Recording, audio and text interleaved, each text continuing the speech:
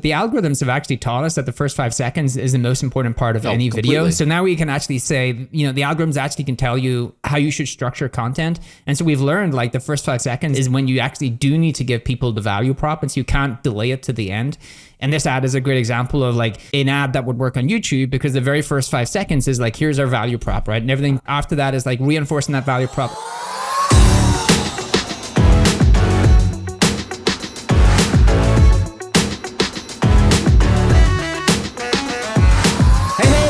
Another episode of Marketing Against the Grain, your show for marketing-minded people everywhere. I'm your host, Kipp Bodner, CMO over at HubSpot, joined as always by my co-host, Kieran Flanagan, who's the CMO over at Zapier.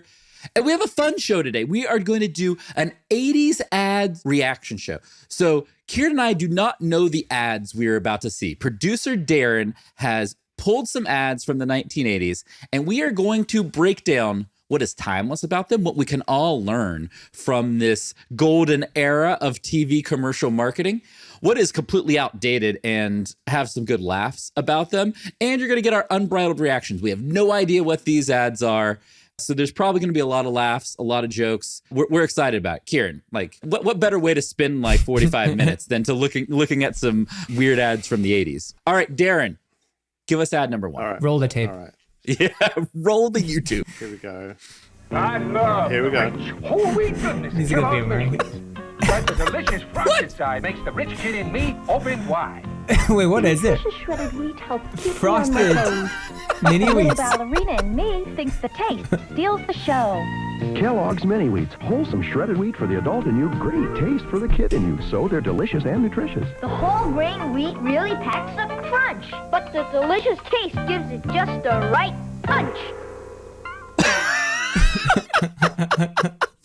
Hey, do you know a crazy thing? Do you know an absolutely insane thing that you picked that ad? That is my favorite cereal of all time. Kieran, I love that cereal. We were destined to be brothers from another mother. I love That's your that favorite? cereal so That much. cereal is the And for a greatest. while, they made a maple-filled version of it that was real good. It was like extra Oh, sugar. Yeah, Americans always know how to like one-up themselves in Totally. and packing in really things that can kill you. Like Frosty Lucky Charms have to be like worse for you than heroin. Oh, they are. They're so bad for you. But okay, so that was a commercial for Frosted Mini Wheats, Kieran and I's favorite cereal ever. Back when I worked in an office every day at HubSpot, I would have like multiple bowls of Frosted Mini Wheats a week because they were so good. Cereal in the evening tastes 10 times better than cereal in the morning. Yeah, because it's terrible for you. You shouldn't eat it terrible for any you. time, but if you're going to eat it, Yeah. you definitely shouldn't start your day with it. It's like I guess starting your day with like A bowl full a of snort sugar. of drugs, man. Yeah. Like, okay, so that commercial blew my mind because essentially it was a Frosted Mini Wheat commercial. And I should say before we get into the breakdown that if you were listening to this podcast audio only, this is going to be one that you're probably going to be better up to go hit the Marketing Against the Grain YouTube channel. We want you to subscribe over there anyway. We're doing video first content. This is really a video first show, so hit it up the YouTube. All right, with that being said, this was a Frosted Mini Wheats commercial, Kieran, in which the whole premise was cutting back and forth between kids and adults in different jobs. Well, I don't think being a fairy is a job. No, it wasn't a fairy. It was a ballet dancer. Right? That makes more sense. Oh, God. Somebody help us. Somebody help us. Well, what's the first guy then? A cowboy? First guy was a cowboy. We can't be. Is that a job? That is a job? Yes, okay, it's- sorry. yeah, If it's it's a any random- cowboys, I didn't know that was a job.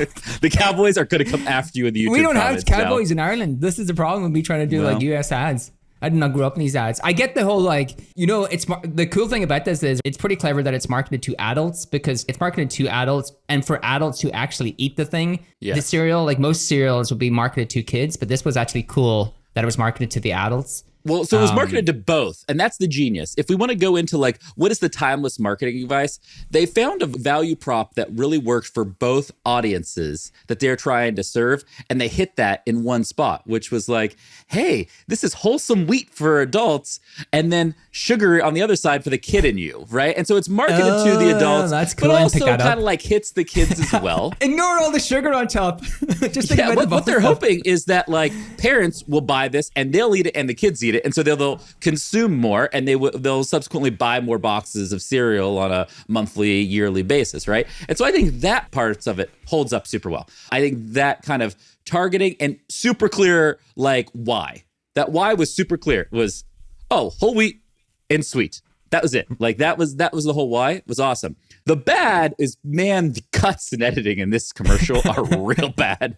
I actually enjoyed it. It was like somebody figured out how to use like video editing software. It was like, oh, we'll just magically just do a jump cut from a kid to an adult. And I Look like what I've learned to anybody do. Look what I've learned to do. Let's do it in it was this a ad. little bit of a like, Thing. somebody at that ad agency learned how to use that editing software, was like, well, we have to do this idea because it lets me use my new editing software. I do like the insight that it markets to both kids and parents. And really the only reason to have children is so you can buy bad cereal and eat it on their behalf. But what's good about that commercial and that ad is that it's rooted in business strategy. The goal was to sell more cereal and have higher consumption. And the way they were going to do that is through having the whole family eat it. How they actually executed it with like the weird, like, karate teacher, cowboy, fairy ballet dancer folks as like the characters, weird. I think they could have done a better job on that front, but I think the copywriting and the overall goal of the ad, spotless. What would you add before we go to the next one, Kieran? No, I think we've nailed it. I would just say the first time I ever went to the US when I was, I think, just leaving school, I think, and going to college, I bought a whole box of Frosty Lucky Charms and ate the entire thing. And it still goes down as like one of the greatest half an hours of my life, but then one of the worst following 3 hours of my life. Let's be clear. The greatest 3 cereals of all time are Frosted Mini Wheats, Lucky Charms, and Cinnamon Toast Crunch. If you disagree, drop in the YouTube comments, but those are the greatest 3 cereals of all time. I think they're a good shot. Darren, ad number 2. All right, here we go. Ready? Here comes the one. Stop. These ads are so well chosen. This is Kipp and his element. I'll just let Kipp narrate this because he's in heaven right now. This is an ad for Heinz ketchup that is incredible. Ketchup is one of my favorite things in the entire world. I don't think I've met anyone who is like, ketchup is my favorite thing. I still think that is insane. I love ketchup. I'm sorry. I know there are a lot of ketchup haters out there. I don't care. Come at me in the comments. I don't care. But what we just saw, we're going to finish playing this. We just saw a hot dog on a giant fork with them pouring ketchup over it. There was no bun, no way you would normally eat a hot dog. It was really creepy. I'm just going to say that. Hot dogs are the worst food in the world. How you all eat them in the States. They're like not great. I'll have like one or two a year in the summertime. They're bad. They're not good. All right. Let's go back to the ad. I just had to stop because I love ketchup and I'm already in on this ad. Here comes the one, the delicious one. This song is genius. This jingle. Hell yes. Only one ketchup with this flavor pouring on. So thick, so rich, so second to none. Only one ketchup stands for this kind of thickness. With What kind of fake hamburger is that? No one's ever got it. What is it? Ketchup lovers. Ketchup bottle is bigger than the little girl. Plastic bottle. She is. How much ketchup is she actually putting on that? There's Like no an way. unhealthy There's amount no of way ketchup. that little girl could actually pour that ketchup bottle. I find that completely impossible. She has to pour it with both hands. I think that's the selling point. Now bigger than your daughter. I love everything about that ad, including the jingle. I actually didn't listen to the jingle. What was the strap line? What is it? For the big man's bun? No, the thick, rich one. They're marketing Heinz ketchup as the thickest and most unique tasting and the number one ketchup. Thickness as the value prop of this. Look, I think Heinz ketchup is the best ketchup in the world, to be clear. The song, dope. I love jingles. Always work. I love a good jingle. When did we move away from jingles? Yeah, can we have more jingles? Were a whole industry. Yeah, can we have more jingles on like online video ads? Like, I would love to come across like a video ad online with a jingle. We need more jingles, first of all. I might make an ad with a jingle. Oh, if you make an ad with a jingle, I would love to see it. That would be. I might do it. I think it's the thing I need to do. In all seriousness, if you were watching this, especially I think if you were like a direct consumer brand, if you used like 1980s cinematography and used a jingle to make your modern ad, it would look and feel so different and stand out so much. I think you would be shocked about the click-through and engagement rate on that ad. I actually think that's an incredible marketing plan for a B2C brand, which is Yes. All of the whole entire thing, make it feel like 80s, like the website to the advertising to everything, because people really love nostalgia. I think tapping into that would actually be really cool. Like bringing it all back to the jingles and all those things. To your point, it would be very different from everything else that's going on. You know who I would love to see it? I would love to see high-end perfume brand. Oh, that'd be sick. Because those perfume commercials are so terrible right now. They're so terrible. I actually read an entire Wired, I think, deep dive into like why perfume ads are the worst ads on the internet, but work really well. But if you go like high end to low end, and just like the opposite end of the spectrum, we always talk about like going counterintuitive to where the crowd is going. That would be incredible. Like seeing I would love that. Cheesy 1980s jingle for this high end perfume brand. Okay, so what we love jingles. We love that brands today could play on the 80s nostalgia. What we hated was the copywriting, not great. The value prop about Heinz being thick and the only ketchup that's like thick and tastes this good, not great. Not great. And then like the pouring it on top of a weird hot dog on the fork as the opening shot of the commercial, not good. That was pretty That did not actually. age well, guys. Did not age well. It also looked like a toothbrush, but I don't think anyone I would think it love looked ketchup. like something other than a toothbrush, Kieran, is all I would say. It looked okay. But what I'm trying to figure out what you mean by that. Oh, poor Kieran. Everybody in the comments, help Kieran out in the YouTube comments. Oh, I feel like I've missed some sort of innuendo thing that I really should have caught on to. Just for the viewers out there, Kieran misses all the innuendo things all the time. Put it So in, don't even put it in worry the about comments it. what you think it was. But I thought the whole ad was mediocre up until the selling point of the ketchup bottle being so big you could actually have a bath in Yeah, it. the ketchup bottle being bigger than the little girl, which had nothing to do with the rest of the ad. It was one of the weirdest endings of an ad I have like ever She's seen. like carrying the bottle like into the plate. Going, yeah! Like does she have a special backpack that she puts the ketchup bottle in to like carry it to the table? Because there's no way she can carry that thing to the table. The ketchup bottle sprouts legs and carries her around in the backpack. All right. So far, this is the leader for the worst ad of the show. But we'll close out with what we think the worst ad of the show is. Producer Darren, let's go to ad number 3. Okay, here it is coming up. Okay, Jonathan, we're sending you back in time. Oh, I really love it. Television, radio, I'm so in on You know this. what it is, yeah? Back to the Future. Careful. No. Is it Anything Pepsi? you do could change history. Mum's the word. Activate time travel mode to the year 1885. He's there. Hey, where's my Pepsi? It's... Oh, no. Pepsi. He took it. I knew it was Relax, Pepsi. Smith. Okay. Wait a minute. What's he doing? Why is he going back to 1985? I think I missed the purpose of the ad. This is weird. So it was a weird ad. First of all, my favorite show of the 1980s, Quantum Leap. Oh, gee, we are like that is my favorite show as well. Sam and Al. Stand back against the man. Are you watching the new Quantum Leap? I was going to watch. I just don't think it's ever going to live up to. Dude, oh boy. it's I like it. I think it's good. I think you should Is it give it a good? shot. All of it. Do they say, "Oh boy"? Like, It's a "Oh, little boy." bit a little bit less cheesy, but I think Okay. the plot's pretty solid. So, what is the premise of this ad then? Like, Okay, I'm going to tell you what I think the premise is because I tried to pay close attention. So first of all, I thought it was a nod to Quantum Leap because of the time travel, and I was very interested in that because I love Quantum Leap. And I could imagine Quantum Leap being a big show at the time, that being a big device, and that's probably something that worked really well for them at the time. Back to the Future. What was Back to the Future? mean? Well, both Back to the Future and Quantum Leap. So time travel was really big in the 80s, and so I think that worked really well for them. What they were basically making the argument of is that Coke started in the original Coke recipe was in 1885, and so like they basically time traveled him to get rid of Coke. I think this is my interpretation of this ad. So it's Terminator, Terminator for Brad basically. Water. Yeah, all the 1980s Pepsi's ads are bananas. I think that one won a prize, right? Like it won one of the Lions, Did it? whatever. Yeah, I think so. It wasn't great. It was not great. I think it's something to do with shit. I don't know what to do actually. Well, look, it's memorable. It leans into everything. What I didn't like, the first time you saw it was a Pepsi commercial. You know what you saw? The Pepsi brand right next to the Coke brand. Like it was bad, extra bad competitive marketing is that you were two-thirds the way through the commercial before you knew what the ad was for.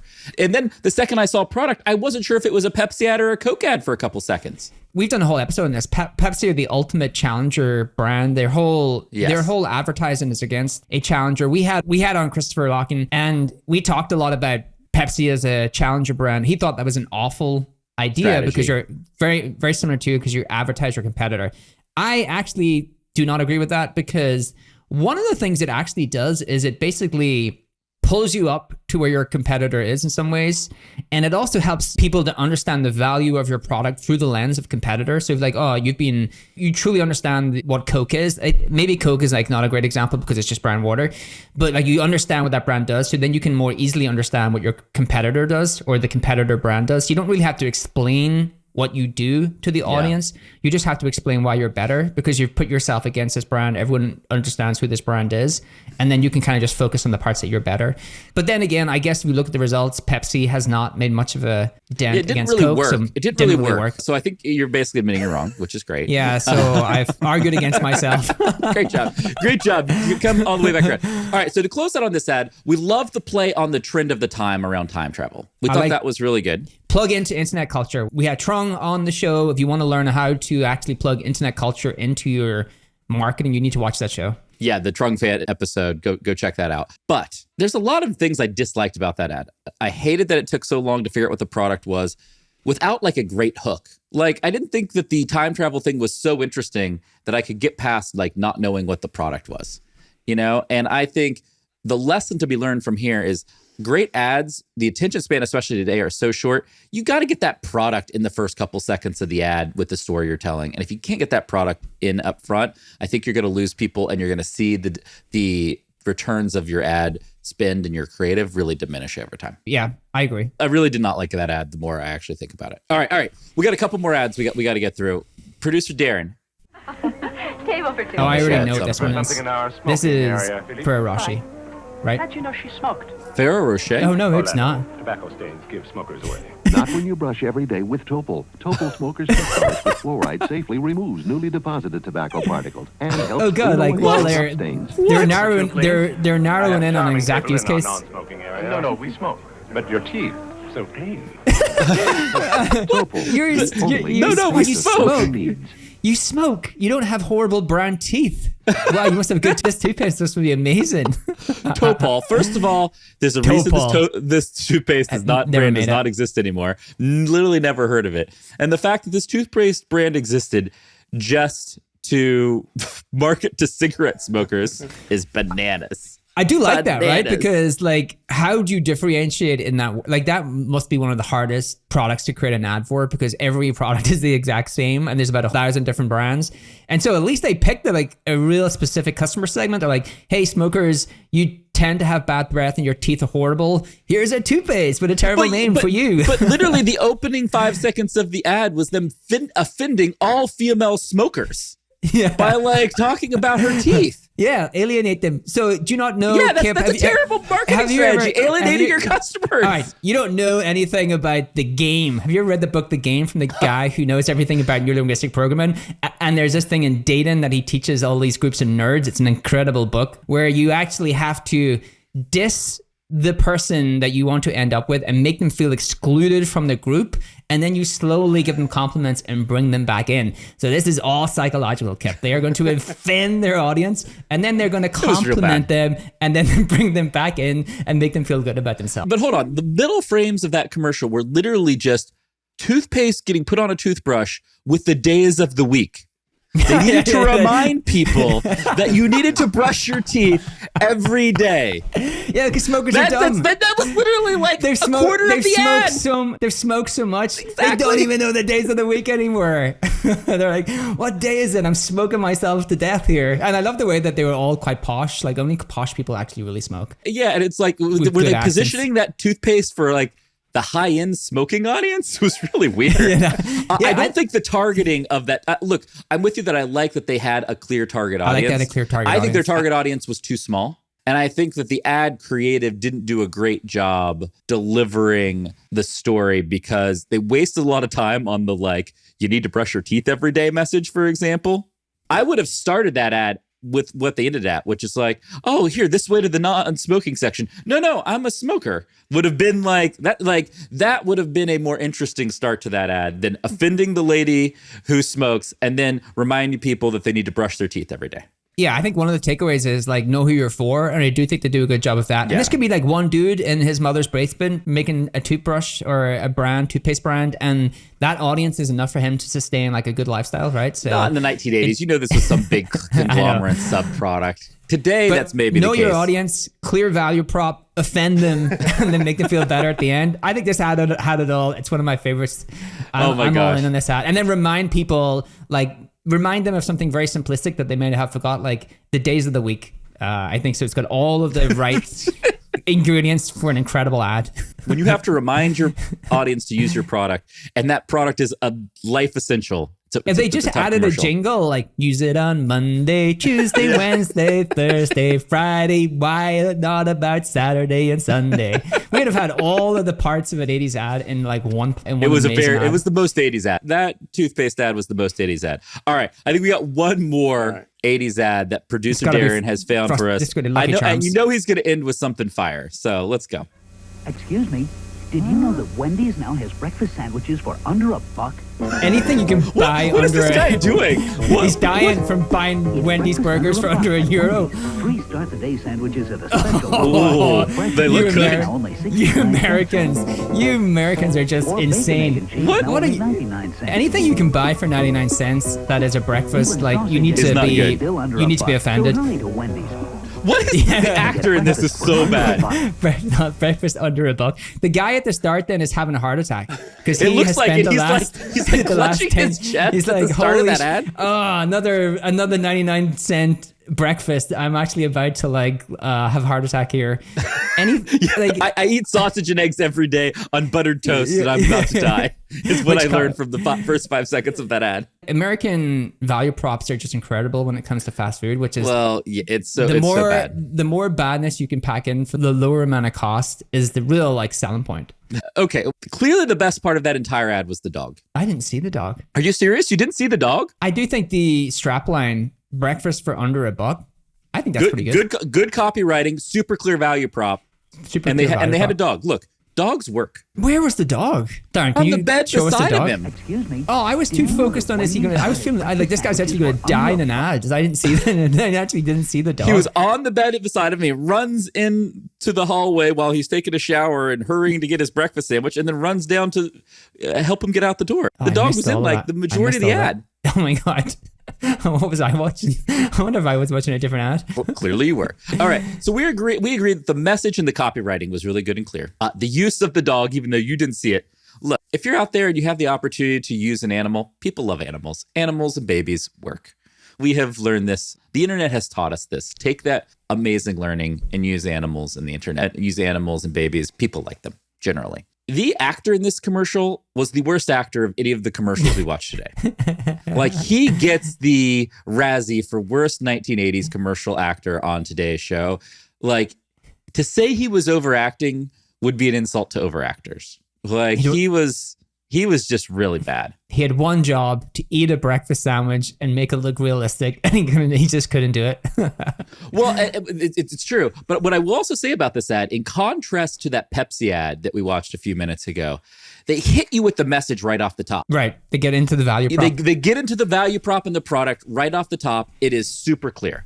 It is, I think that last ad, that Wendy's ad, was the best example of kind of TV direct response marketing, where it's like, hey, we're going to hit you over the head with this thing. It's going to be a super clear story. We're going to show this to you in the morning and in the evening, and we're going to drive people into the Wendy's drive-thru to pick up these breakfast sandwiches. Well, the other thing that the algorithms taught us, back then, they probably had some data to show engagement across ads, but the algorithms have actually taught us that the first 5 seconds is the most important part of any completely. video. So now we can actually say, the algorithms actually can tell you how you should structure content. And so we've learned like the first 5 minutes is when you actually do need to give people the value prop, and so you can't delay it to the end.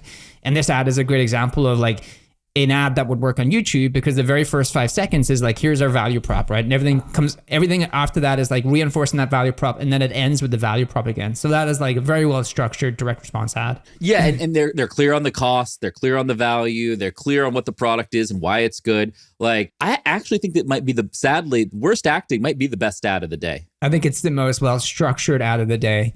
It's also the worst for you, the worst for your health out of the day. Terrible for your health, of course. Probably worse than Frosted Wheats. Oh, yeah, for sure worse than Frosted Mini Wheats. Either Frosted Mini Wheats are terrible for you, but they're delicious. They're so delicious. Okay, so what did we learn from our ads on today's show? We learned that the 1980s was a wild time for advertising, but a lot of what worked in the 80s still works today in terms of we want jingles to be back, playing on the trends like we saw with the time travel Pepsi commercial, like playing on the trends of what's like popular in the zeitgeist, like that works.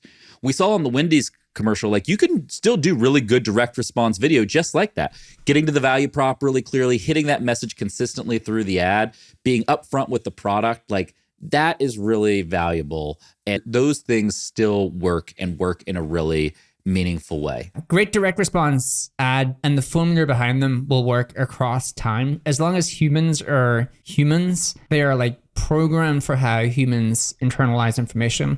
And so like I think any great direct ad, like even back we did a little thing on 1920s and we showed some of the ads back then, and copywriting was really strong. Oh, it was so good back then because they had to be, because they were only those types of ads. And in TV commercials were such an important part of culture in the 80s that the commercials had to be good. Some of these were terrible. People knew the jingles. Like people actually sang the jingle. The jingle was the big part of the 80s ads. Like people knew jingles, sung jingles. They were the big part. That was copyright, and then the 80s were the jingles. Okay, so I think we got to close out with, we each have to say what is our best and worst ad of the show. And we want everybody in the YouTube comments to also tell us what their best and worst ad of the show is. So Kieran, let's start with best. What did you think was the best ad of the show today? Mini Wheats, because they did the dual side marketing to both sides of that equation. Not humans, humans and robots. I want way too much AI content. I mean, adults and kids. I thought they actually nailed that. Worst ad, Ketchup. There's just nothing like other than the jingle. It was so terrible. I completely agree with you. The worst ad, the Heinz ad, was by far the worst. I'm going to go best ad Wendy's because I thought they just nailed the direct response side of it. For me, the Mini Wheats was the second best ad. So I think we're aligned on those. We would love to hear what you all think. Please comment and tell us what you thought the best and worst ads were on the YouTube channel. Hit subscribe. If you like today's show, we're going to be doing more fun reaction videos. We're going to be talking about AI, marketing, all kinds of fun stuff coming up on the channel. So please subscribe. Until next time, we'll see you real soon on Marketing Against the Grain. This data is wrong every freaking time. Have you heard of HubSpot?